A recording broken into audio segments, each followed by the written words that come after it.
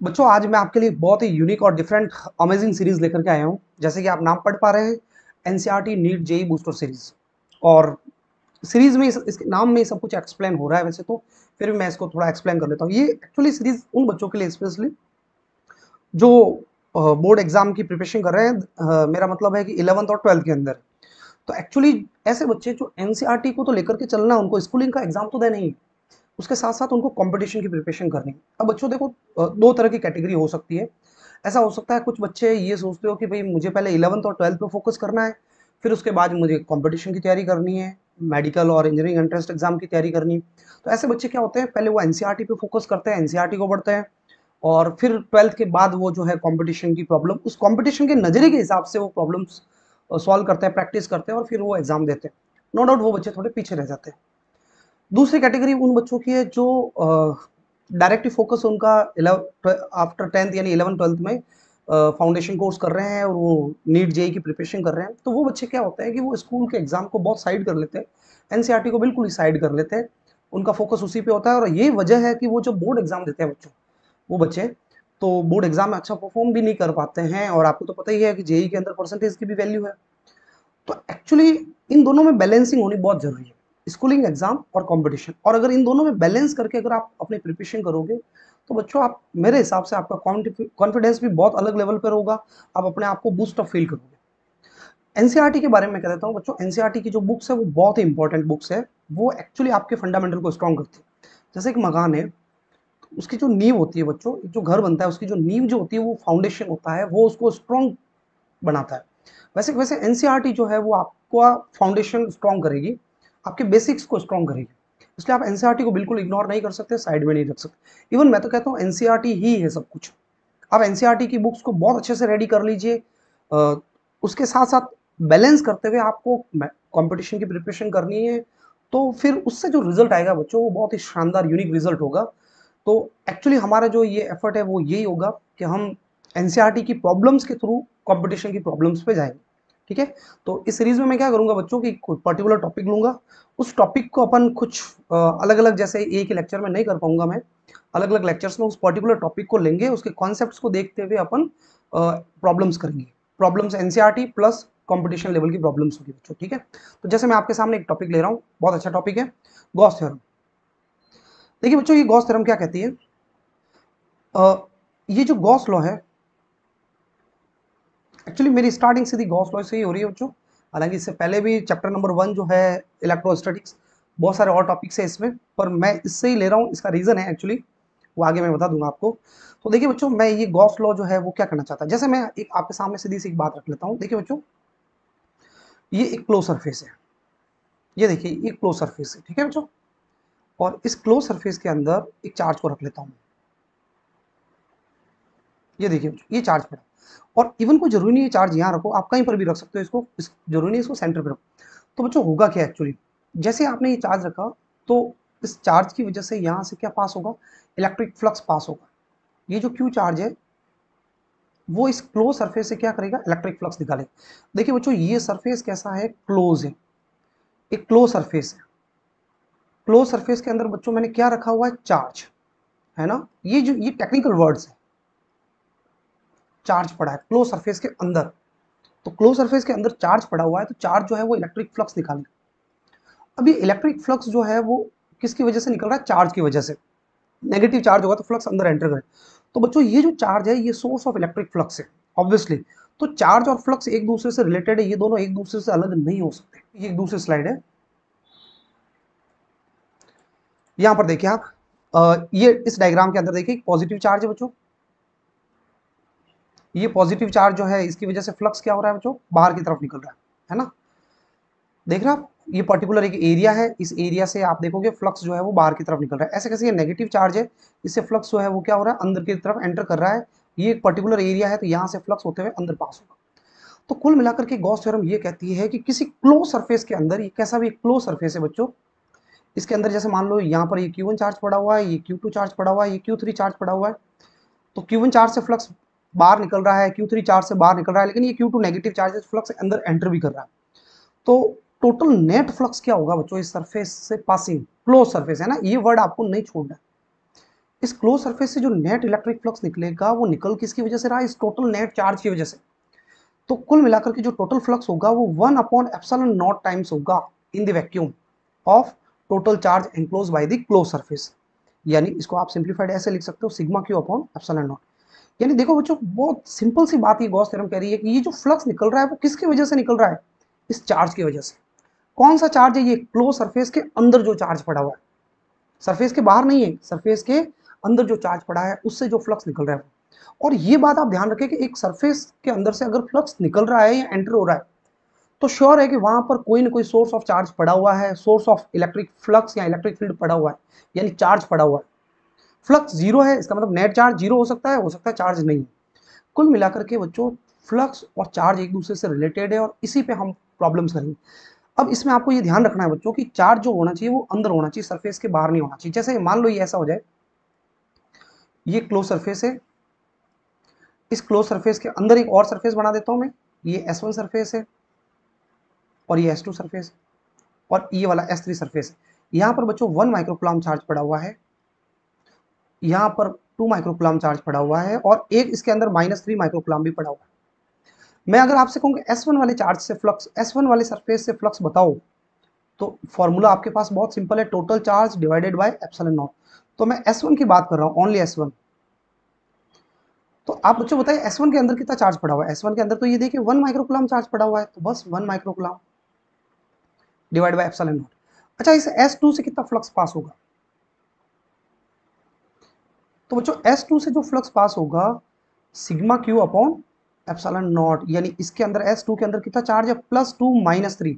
तो +2 और -3 ऐड करेंगे तो टोटल चार्ज हो गया -1 माइक्रोकुलाम। क्लियर है। अच्छा बच्चों S3 से कितना होगा पास, फॉर S3, S3 का मतलब क्या हुआ, S3 जो है वो ये पूरा टोटल सरफेस है बच्चों, ये पूरा, ये इस पूरे के अंदर कितना चार्ज पड़ा हुआ। तो जब मैंने S1 को लिया था तो उस चार्ज को मैंने इग्नोर कर लिया था, और जब मैंने S2 लिया था सरफेस तो मैंने इस चार्ज को इग्नोर कर लिया था। लेकिन अब मैं S3 ले रहा हूं तो ये जो दोनों सरफेस है S1 और S2 ये S3 के अंदर ही पड़े हुए हैं बच्चों।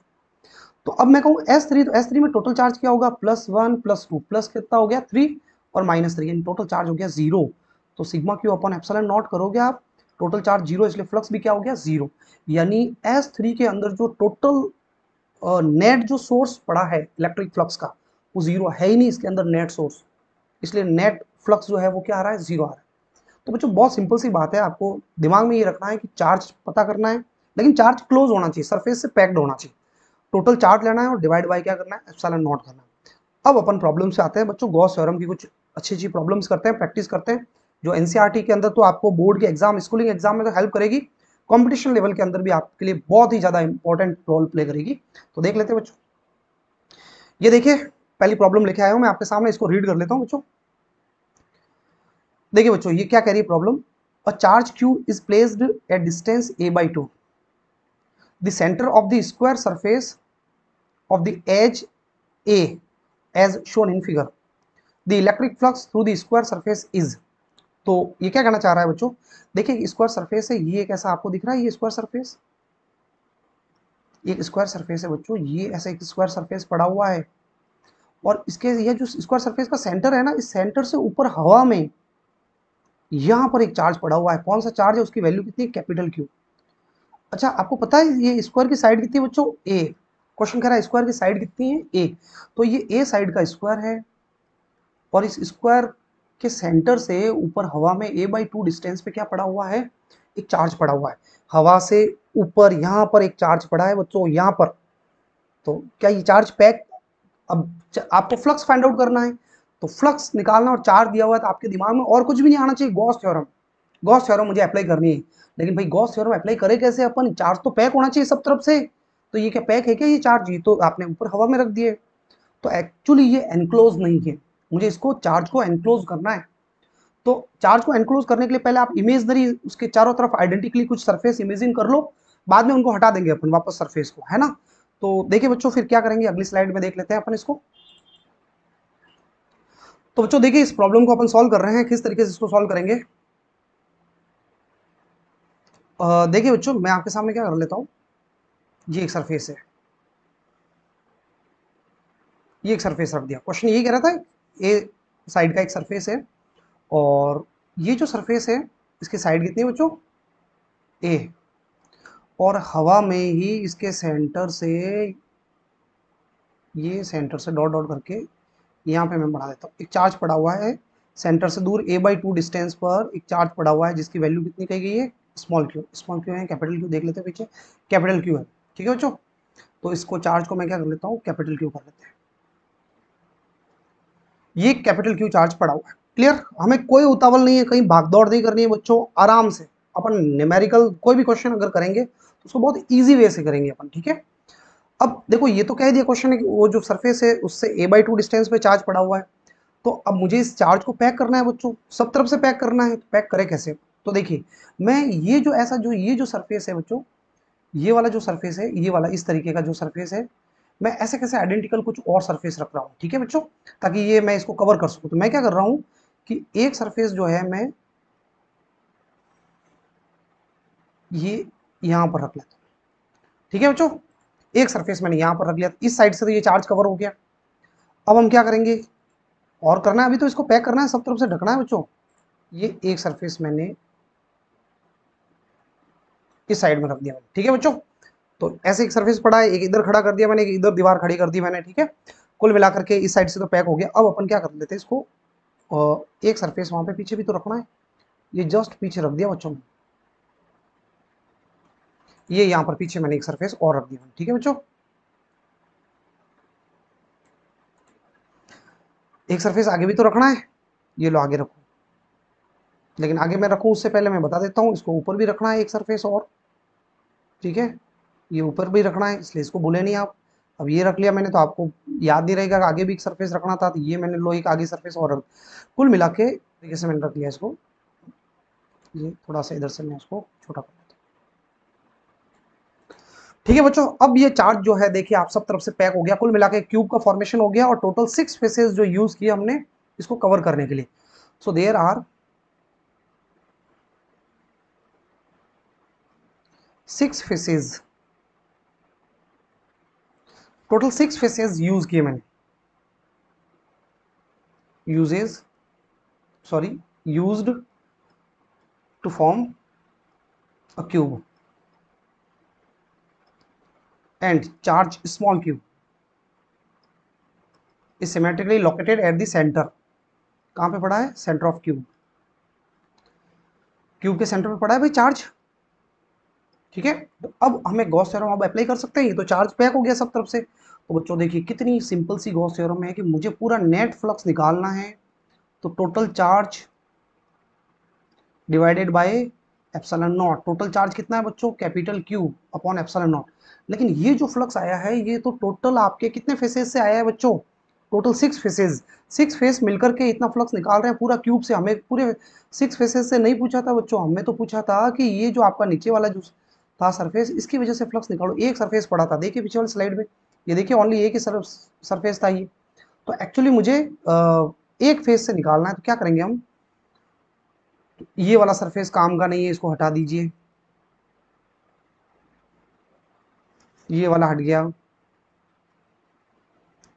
ये दूसरा सरफेस भी हटा दिया मैंने,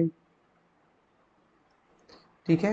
और कौन सा सरफेस था मैंने, ये एक थर्ड सरफेस और हटा दिया मैंने, फिर ये पीछे वाला भी हटा दो, फोर्थ सरफेस भी हटा दिया मैंने, और ये भी हटा दिया मैंने, फिफ्थ सरफेस हटा दिया।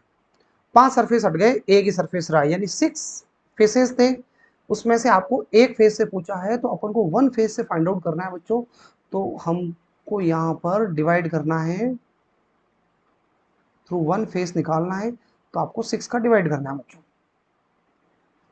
और ये इस पूरे एक पूरे सिंगल सरफेस से मेरे इलेक्ट्रिक फ्लक्स आ गया। तो बच्चों ये एक बहुत बेसिक सी प्रॉब्लम थी, मैंने उस चार्ज को पूरा पैक किया, एनक्लोज किया। अब मैं आपके सामने कुछ और प्रॉब्लम ला रहा हूँ, इन प्रॉब्लम्स को देखिए आप, तब आपके कॉन्सेप्ट डाउट क्लियर होंगे। अब बच्चों देखिए नेक्स्ट प्रॉब्लम देखिए, आपको और अच्छे से समझ में आएगा क्या कहना चाह रही है ये problem. A point charge Q is placed at the centre of cube. Point charge है, स्मॉल क्यू है उसकी वैल्यू, उसको क्यूब के सेंटर पे रखा है। How much electric flux will be associated with the cube. देखिए बच्चों सेम अभी जस्ट हमने जो प्रॉब्लम की वही है, ये मैं आपके सामने क्यूब रख लिया मैंने, और क्वेश्चन कह रहा है इसके सेंटर पे एक चार्ज को रख लीजिए। ये सेंटर पे चार्ज पड़ा हुआ है, चार्ज की वैल्यू बच्चों कितनी दी गई है, स्मॉल क्यू, ये चार्ज पड़ा हुआ है।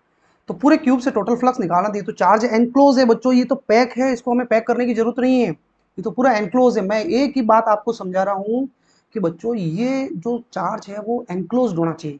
अगर वो पैक है सब तरफ से, सरफेस उसको चारों तरफ से कवर कर रहा है तो ठीक है, नहीं है तो आप मन से कुछ सरफेस लगा के उसको कवर करो। तो देखिए ये चार्ज अब मुझे पता चल गया ये सब तरफ से एनक्लोज है। तो फिर अब हमें नेट फ्लक्स निकालना है, तो गॉस थ्योरम यूज करनी है। गॉस थ्योरम कहती है कि total charge divided by epsilon not, और हमें टोटल चार्ज यहाँ पे दिख रहा है, बस एक ही चार्ज है बच्चों, कितना, क्यू अपॉन एप्सिलॉन नॉट। बस ये आ गया आंसर। अच्छा एक और ट्विस्ट है इस क्वेश्चन के अंदर, ये तो चलो आंसर आ गया इसमें, ऑप्शन ये कौन सा है, Q upon epsilon not a. But अगर ये आपसे कहता है एक सिंगल फेज से आपको इलेक्ट्रिक फ्लक्स निकालो, कोई भी एक फेज लो आप, तो there are how many faces here 6 faces, cube has total 6 faces, so we want to find only one single face, so divide this net flux by 6, that means 1/6 contribution will be one phase, एक phase का जो contribution होगा वो 1/6 होगा। क्यों? क्योंकि total 6 phase मिलकर के इतना फ्लक्स पास कर रहे हैं, तो एक फेज कितना करेगा, तो 6 का डिवाइड कर लो आप। हालांकि पूछा नहीं है, लेकिन हम हर आगे जो प्रॉब्लम देखेंगे उनमें सब में अपन ये करेंगे बच्चों। नेक्स्ट देखो एक और स्लाइड देख लेते हैं अपन, एक और प्रॉब्लम देख लेते हैं बच्चों। ये तो बहुत ही इंटरेस्टिंग क्वेश्चन है और बहुत ही अच्छा क्वेश्चन है। देखिए मैं रीड कर लेता हूँ इस क्वेश्चन को आपके सामने। Charge capital Q is placed at the corner of a cube. The electric flux through all 6 faces of the cube and one face of the cube is, ये कह रहा है टोटल 6, सॉरी एक क्यूब है उसके कॉर्नर पे एक charge को रखा है आपने, तो पूरे क्यूब से फेस निकालना है, फिर उसके एक फेस से भी निकालना है आपको, एक सरफेस से। तो देख लेते हैं बच्चों अब ये क्या कहना चाह रहा है क्वेश्चन। मैं पहले क्यूब ले लेता हूँ आपके सामने।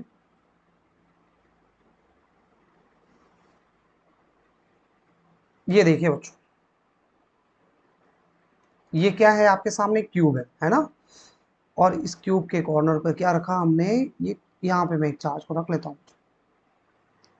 अब आप मुझे बताइए क्या ये पूरा एनक्लोज है क्या सब तरफ से? अरे इधर से तो हवा में खुला है ना ये तो, यहाँ तो इधर नीचे तो क्यूब आ गया, लेकिन इधर तो कुछ है ही नहीं, इधर तो पूरा खाली है, ये तो उसको पैक करना पड़ेगा। तो अब आपको ये ध्यान रखना है कि अगर क्यूब है तो आपको और इसके चारों तरफ और सिमेट्रिकली कुछ और क्यूब रखने हैं आपको, ताकि ये चार्ज जो है वो सिमेट्रिकली सराउंडेड हो जाए, सब तरफ से आइडेंटिकली पैक हो जाए। तो ये क्यूब जो है इसके कॉर्नर पे चार्ज पड़ा हुआ है, तो मैं कुछ और क्यूब रखूंगा और ऐसे रखूंगा उनके भी कॉर्नर पे रहे। तो बच्चों कितने क्यूब से इसको आप चार्ज को कवर करोगे, टोटल कितने क्यूब रिक्वायर्ड होंगे आपको? देखिए आप के सामने मैं रखता जा रहा हूँ क्यूब। देखिए मैं एक क्यूब बच्चों ये यहाँ रख रहा हूँ जस्ट पास में, ये एक क्यूब रख लिया मैंने। क्या पैक हो गया? क्या नहीं हुआ, ये तो उधर से साइड से पीछे से और ऊपर से खुला है। एक क्यूब और रख रहा हूँ बच्चों, ये देखिए मैंने ये एक पीछे की तरफ क्यूब रखा है, ये दिख रहा है आपको डायग्राम? इस फर्स्ट क्यूब के ये जो क्यूब है मेरे पास इसके जस्ट पीछे है बच्चों, ये वाला जो क्यूब है ना, इस क्यूब के मैंने पीछे क्यूब रखा है। ऐसे कैसे? मैं एक और क्यूब ला रहा हूँ, देखिए ये एक और क्यूब रखा है मैंने, ठीक है बच्चों। इस क्यूब के पीछे मैंने एक और क्यूब रखा हुआ है। कौन से क्यूब के पीछे रखा है मैंने? इस क्यूब के पीछे मैंने एक क्यूब और रखा है बच्चों। देखिए अब ये तो नीचे से तो पैक हो गया चार्ज, लेकिन ऊपर से तो खुला है, ऊपर तो कुछ है ही नहीं। तो अब हमें कुछ और क्यूब रखना है बच्चों। तो रखिए भाई, एक इस पीछे वाले क्यूब के ऊपर एक क्यूब और रख लीजिए, ये इधर से पैक हो गया। एक इस क्यूब के ऊपर एक और क्यूब रख लीजिए, इधर से भी पैक हो गया। इस क्यूब के ऊपर एक क्यूब रख लीजिए, यानी उस पीछे वाले क्यूब के आगे एक क्यूब है ना? समझ रहे हो बच्चों? ये लास्ट में इस क्यूब के यहाँ रखा मैंने एक और क्यूब। टोटल कितने क्यूब हुए बच्चों? 8 क्यूब हुए टोटल। देखो मैं काउंट करके बताता हूँ आपको। अभी ये तो क्या बताया, आप इतने छोटे बच्चे भी हो नहीं, फिर भी मैं आपको बता देता हूँ।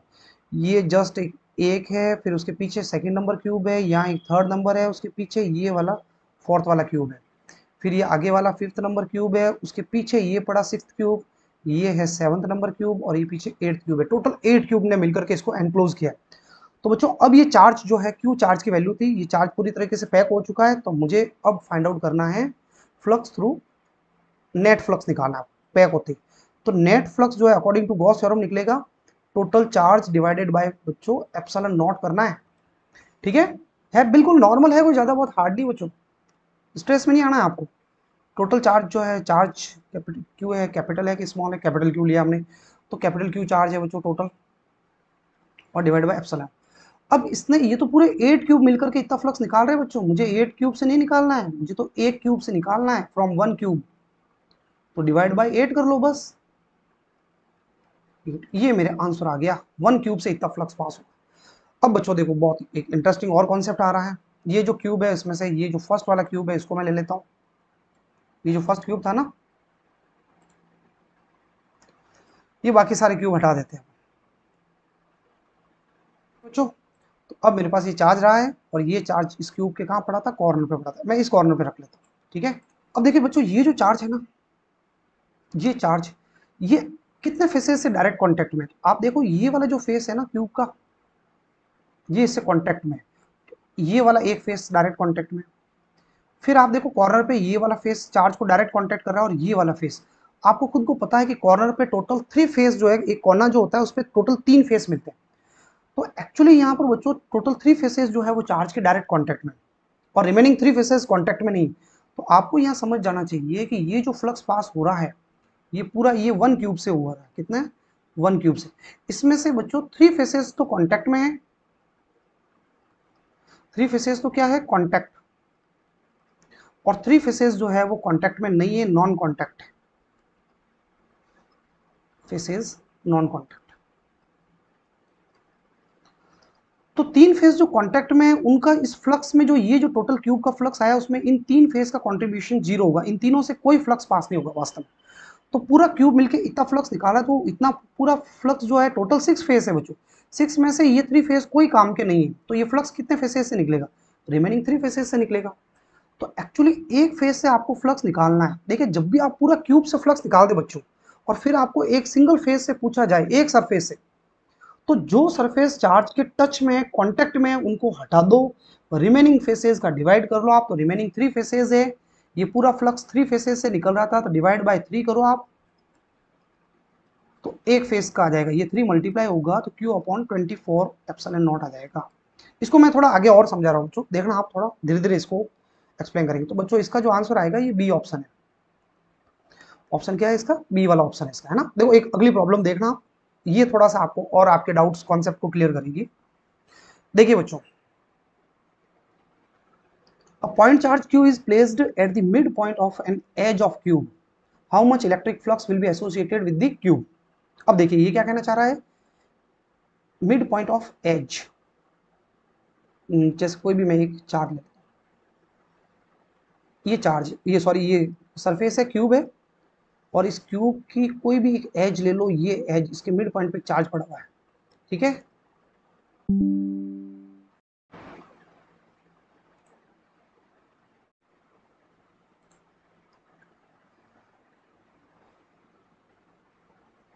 तो बच्चों ये जो चार्ज है आपके सामने, ये मैंने इसके क्यूब के जो ये जो एज है, जो किनारा है, इसके मिड पॉइंट पे मैंने इसको चार्ज को रख दिया, क्लियर है।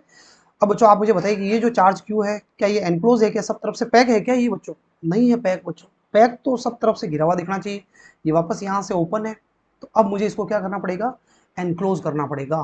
तो क्या करेंगे फिर एनक्लोज करने के लिए, और सिमेट्रिकली क्यूब रखो, और ऐसे रखने हैं आपको क्यूब कि उन सब की एज, जो एज है बच्चों, ये कॉर्नर जो है एज, इसके मिड पॉइंट पे इसकी तरह सिमेट्रिकली हो। तो देखिए मैं एक क्यूब रख रहा हूँ, ये एक क्यूब इसके जस्ट पास में ला करके रख दिया, ये क्यूब रख दिया मैंने।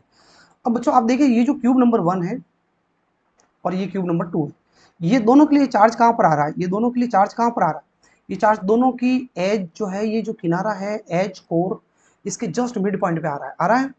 और मैं क्यूब रख रहा हूँ, अभी तो ये पूरा कवर हुआ नहीं, ये ऊपर से अभी भी खुला है बच्चों, तो मुझे इसको वापस एनक्लोज करना है। तो एक मैं और क्यूब रख रहा हूँ, ये क्यूब इसके ऊपर रख दिया मैंने, ये थर्ड नंबर क्यूब है, ठीक है, ये मेरे पास थर्ड नंबर क्यूब आ गया। अब एक क्यूब और रखना है, इस साइड से खुला है ये,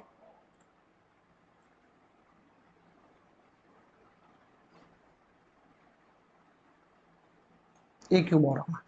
तो टोटल मैंने एक्चुअली बच्चों यहाँ पर मैंने टोटल 4 क्यूब्स रखे, और ये चार्ज सिमेट्रिकली यहाँ पर बीच में पैक हो गया सब तरफ से। तो हमें टोटल कितने क्यूब्स रिक्वायर हुए, टोटल 4 क्यूब्स,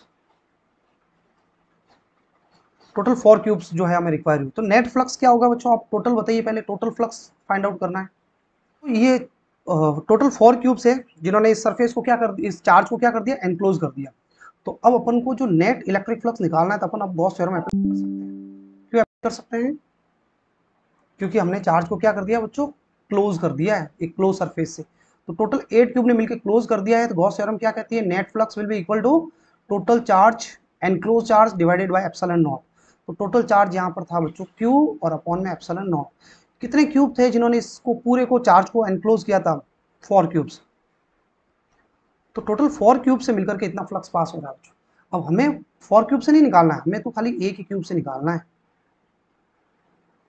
तो 1 क्यूब से कितना फ्लक्स पास होगा, तो इसमें 4 का डिवाइड कर लीजिए आप।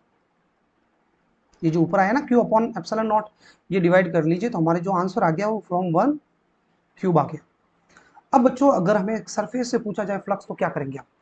तो वापस आपको ये देखना है कि कितने सरफेस क्यूब के चार्ज से कांटेक्ट में। तो देखिए बच्चों,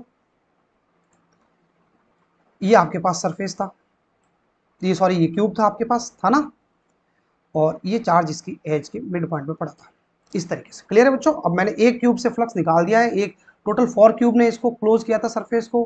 4 क्यूब से जो है फ्लक्स इतना पास हो रहा था, तो एक क्यूब से कितना होगा, तो डिवाइड बाय 4 कर दो, सिंपल सी बात है। अब आपको यहाँ पर क्या देखना है कि एक सरफेस से पूछा हुआ है, सिंगल वन फेस से फाइंड आउट करना है। तो बच्चों देखो, इस क्यूब से ये जो चार्ज है इससे कितने फेस कांटेक्ट में, एक तो ये सरफेस कांटेक्ट में और एक ये कांटेक्ट। ये जो एज होती है ना, एज पे आपको पता ही है 2 सरफेस आके मिलते हैं क्यूब के, और ये जो 2 सरफेस है ये डायरेक्ट इस चार्ज के कांटेक्ट में। तो बस आपको इतनी सी बात ध्यान में रखनी है कि कितने सरफेस जो है चार्ज के कांटेक्ट में और कितने नहीं। तो जो 2 सरफेसेज है यानी 2 फेसेज है वो तो कांटेक्ट में, और कितने कांटेक्ट में नहीं है, नॉन कांटेक्ट, पीछे कितने बचे बेटा, 6 में से 2 फेस कांटेक्ट में है, तो 4 फेसेज जो है वो नॉन कांटेक्ट हो गए। तो एक्चुअली जो फ्लक्स में जो कंट्रीब्यूशन होगा वो इन दो का तो होगा ही नहीं बिल्कुल। ये जो टोटल फ्लक्स पास हो रहा है फ्रॉम 1 क्यूब, वो टोटल 6 फेसेस से नहीं हो रहा है बच्चों, 6 में से 2 तो उड़ गए, हटा दो उनको। तो टोटल कितने फेसेस से पास हो रहा है, 4 से। तो अगर आपको एक सरफेस से निकालना हो वन फेस से, तो आपको ये जो नेट जो क्यूब का फ्लक्स आया था Q अपॉन 4 एप्सिलॉन नॉट, इसमें डिवाइड करना है 4 का। तो ये 4 मल्टीप्लाई होगा तो क्या हो जाएगा, Q अपॉन 16 एप्सिलॉन नॉट। अब मैं एक लास्ट प्रॉब्लम और लूंगा इसी क्यूब पे, जिससे मेरे ख्याल से आपको क्लियर हो जाएगा कि चार्ज एनक्लोज नहीं है तो उसको और सिमेट्रिकली क्यूब रख के उसको एनक्लोज करो, फिर टोटल फ्लक्स निकाल दो। फिर आपको उसके बाद 1 क्यूब से फ्लक्स निकालना है, और एक सरफेस से पूछे तो आप देख लो कितने चार्ज कांटेक्ट में, कितने सरफेसेस कांटेक्ट में चार्ज के, कितने नहीं कांटेक्ट में। जो कांटेक्ट में उनको हटा दो और रिमेनिंग जो फेसेस है नॉन कांटेक्ट वाले उनका डिवाइड कर लो। देखिए एक प्रॉब्लम और आपके सामने, लास्ट प्रॉब्लम है बच्चों ये, और मतलब गॉस थ्योरम पे अपन और प्रॉब्लम्स करेंगे, लेकिन इस टॉपिक से रिलेटेड, इस कॉन्सेप्ट से रिलेटेड प्रॉब्लम ये है इस सीरीज में। देखिए बच्चों, मैं रीड कर लेता हूँ क्वेश्चन को। A point charge Q is placed at the centre of face of cube, how much electric flux will be associated with the cube. तो देखिए ये आपके सामने मैं एक क्यूब रख लेता हूँ, देख रहे हैं ये क्यूब है। अब क्वेश्चन कह रहा है कि इसका जो ये जो सरफेस है इसके सेंटर पे, यानी अब की बार क्यूब के सेंटर में नहीं, ये फेस के सेंटर पे यहाँ पर एक चार्ज पड़ा हुआ। अब बच्चों ये तो चार्ज है वो पूरी तरीके से ओपन है, कंप्लीटली ऊपर से तो ओपन है, ये देखिए ऊपर से तो खुला है ये। तो मुझे इसको एनक्लोज करना है, तो क्या करना पड़ेगा हमें, एक क्यूब और इसके ऊपर लाके रख दो बस।